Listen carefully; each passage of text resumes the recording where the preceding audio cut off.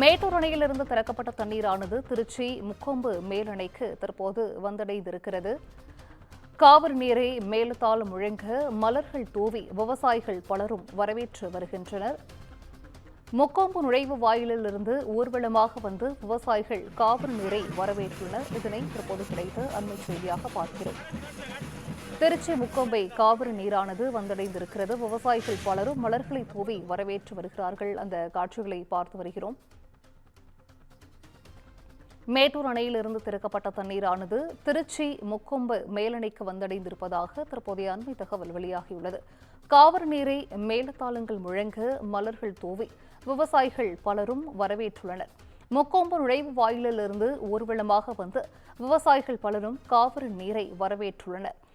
Delta பாசனத்திற்காக கடந்த 12ஆம் தேதி மேட்டூர் அணையிலிருந்து தண்ணீரானது திறக்கப்பட்டுள்ளது.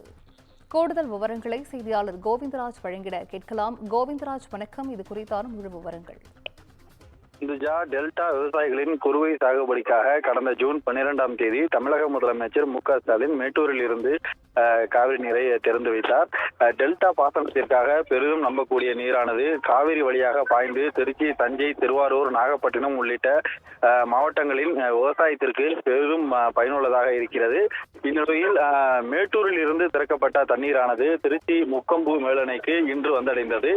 காவிரி நீரை வரவேற்கும் விதமாக திருச்சி மாவட்ட விவசாய சங்கங்களின் அனைவரும் ஒருங்கிணைந்து காவிரி நீரை வரவேற்கும் விதமாக முக்கொம்பு மேலணை நுழைவாயிலிருந்து மேலதாளம் முழங்க நெல், பூக்கள் மற்றும் பழங்கள், தேங்காய் பழம் உள்ளிட்டவைகளை கொண்டு வந்து முக்கொம்பு மேலணையில் வைத்து சிறப்பு பூஜைகள் செய்து வழிபட்டு மலரை தூவி வரவேற்பு அளித்தனர். முன்னதாக காவிரி தாய்க்கு மாலை அணிவித்தும் தொடர்ந்து கரிகால சோழனுக்கு மாலை அணிவித்தும் மரியாதை செலுத்திய பின்னர் காவிரி நீரை வரவேற்கும் விதமாக தற்போது மலரை தூவி தற்போது சிறப்பு பூஜைகளிலும் ஈடுபட்டு வருகின்றனர். அந்த காட்சிகள்